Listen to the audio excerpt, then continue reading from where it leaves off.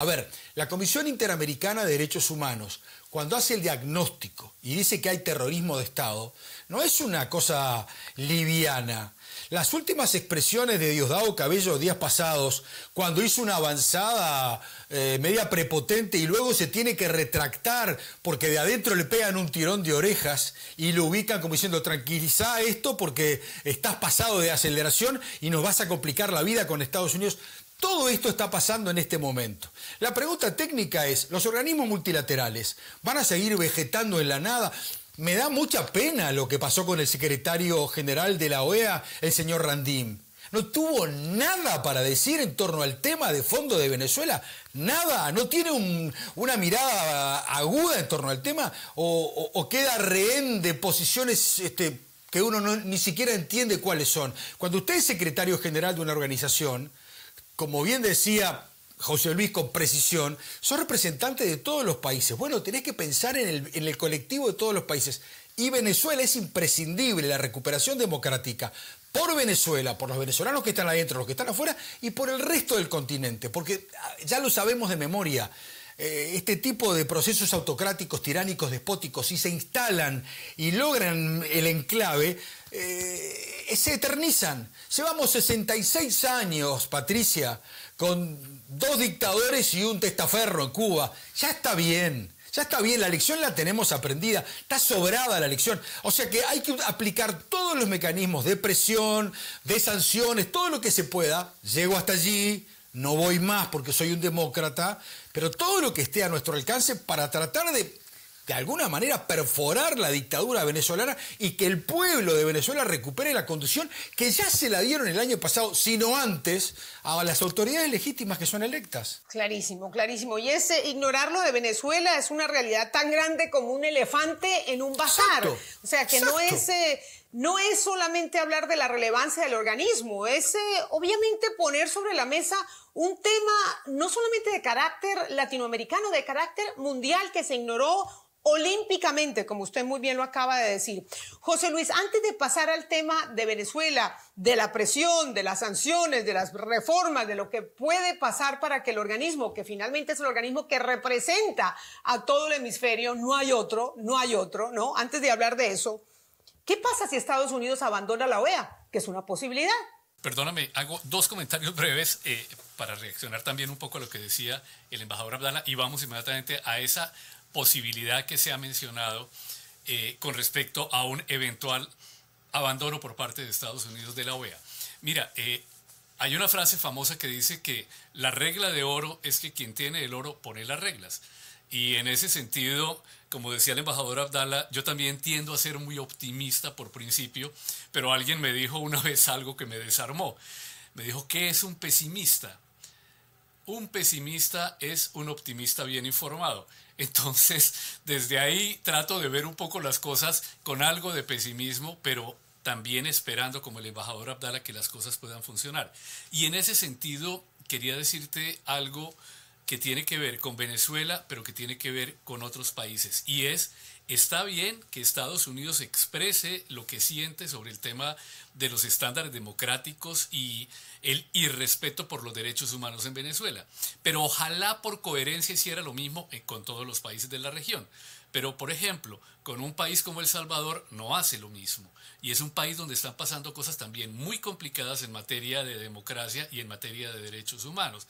Entonces hay un balance selectivo que le quita parte de la capacidad o la fuerza moral a este tipo de señalamientos. ¿Qué pasaría si Estados Unidos se retira de la OEA?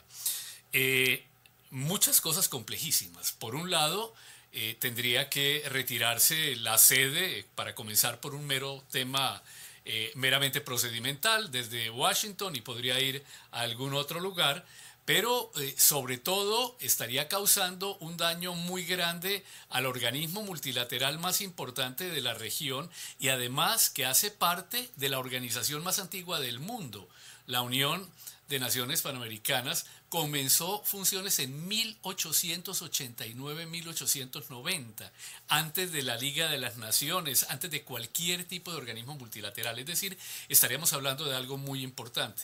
Si estuviera aquí nuestro querido amigo, a quien conoces, Ángela Patricia, Jean-Michel Arrigui, el secretario jurídico uruguayo, maravilloso, nos estaría comentando, Jean-Michel, sobre todos los grandes aportes que ha hecho la OEA, el Sistema Interamericano en su conjunto, al derecho internacional público. Es decir, hay toda una cantidad de cosas muy importantes y significativas que hace la OEA. Y más allá, que esto también es importante decirlo, de ese 49% del presupuesto regular de la OEA, lo más importante son los fondos que se dan para proyectos específicos y son fondos no reembolsables de cooperación técnica. Es decir, que todas las misiones de observación electoral, buena parte del presupuesto de la Comisión Interamericana de Derechos Humanos y otras muchas actividades dejarían de financiarse por parte del gobierno de los Estados Unidos. Entonces ahí también hay un tema adicional que podría sumarse a lo que estamos hablando. Por eso yo no creo que Estados Unidos se vaya a ir de la OEA necesariamente. Lo que Estados Unidos puede hacer es comenzar a ejercer algún tipo de presión en materia presupuestal y ver cómo se realinean las cosas para los años que vienen. Y termino con esto, no sé si el embajador Abdala esté de acuerdo conmigo. Entre este año y el entrante, desde este momento y hasta julio, agosto del año entrante, vamos a tener elecciones en Brasil, Chile, Colombia, Honduras, Bolivia y Perú. De esos 6 países, 5 están dentro del llamado bloque progresista. Si miras en algunos de esos países, todavía es muy temprano y muy incierto para decirlo, pero en algunos de esos países los presidentes actuales que quisieran reelegir un candidato o candidata en condiciones similares a las suyas no están en muy buena condición política. Es decir, que si hay cambio en algunos de estos países, comenzando por Brasil, que es el segundo país en importancia en materia de presupuesto dentro de la OEA, también junto con Canadá y Argentina, esto va a cambiar lo que llaman los politólogos la correlación de fuerzas. Y eso llevaría a que este tipo de gobiernos dentro de la OEA va a jugar muchísimo más alineado con los Estados Unidos. Entonces creo que hay que esperar también un poquitico y me imagino que esa es parte de la estrategia y el cálculo político que está haciendo el Departamento de Estado. Mencionabas el tema de las instalaciones, que sería el primer efecto, digamos, práctico de un eventual, aunque lejana, la posibilidad del retiro de Estados Unidos. Y creo que tendríamos que contarle a nuestra audiencia a qué nos referimos específicamente. Y es la donación, ¿no?, que ha hecho, no sé si donación, pero es como un comodato, un préstamo que ha hecho Estados Unidos para que en un edificio muy cercano a la Casa Blanca, pues funcione la OEA como organismo multilateral. Pero ya hay analistas, embajador, editorialistas, que están sugiriendo no solamente que Estados Unidos se retire, sino que las instalaciones de la OEA, que es un edificio bellísimo allí, que hace parte, bueno, del Mall de Washington, ¿no?, de todas las instalaciones gubernamentales y federales de Estados Unidos, o por lo menos algunas, que sea como un anexo a la Casa Blanca para que allí se celebren los banquetes, ¿no?, los eventos y las fiestas oficiales de bienvenida a otros presidentes y dignatarios.